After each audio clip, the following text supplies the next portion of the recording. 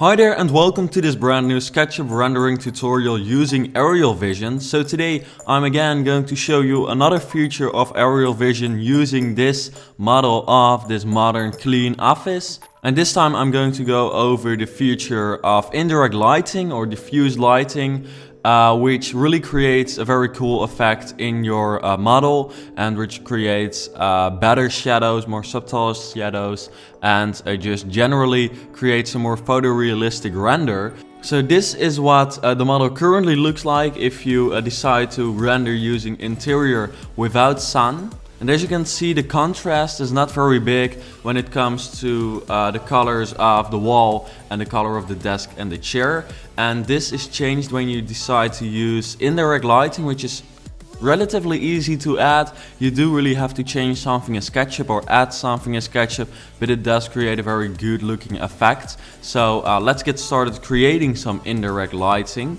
So in order to do that, you've got to just follow what I do right here, and that's first of all make a hole in the ceiling, sort of just the way I do it right now, and then in that way you'll be able to place the Arielvision lights on top of this hole which I create over here. So here you can see into like the interior of the model right now. Then you go to this fourth button and then go to the ceiling lights, the round lights, choose the size you want, but for me 0.1 was good. Just the maximum amount of lumens was, in my opinion, the best I could do, and then do the more warm color because it's not the warmest one. You can make it even warmer, but then you've got more of a yellowish look. And because it's such a modern, clean office, I felt like not the warmest, but still a little bit warm color or tones would be better for this model. And then you simply place divide all the lights evenly over the around this area. I had some struggle to divide them evenly, but you can just easily change them. They are very easy to move around these Arielvision lights, and then also do the same at the other side to create the most realistic effect and to really create some diffused light.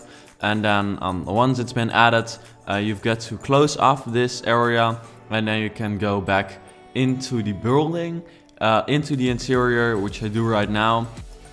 And then now it's time to actually get started to render it. So again, I'll use interior without sun, just to have a good comparison between the render without the indirect lighting and the render with.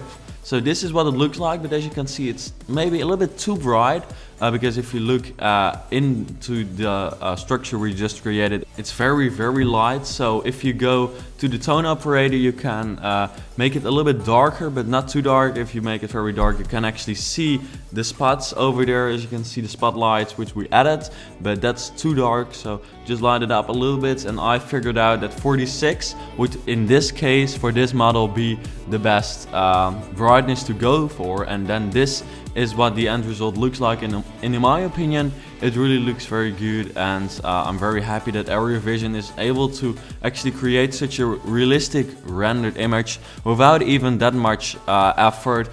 If you compare it to adding self glow to the screens, which we did in the previous episode of this rendering series, it is relatively much work, but still it's really not that hard to do. As you just saw, you can do it within a couple of minutes, and then you really have very beautiful diffused light in your room, which creates much more realistic shadows, much more contrast in the model.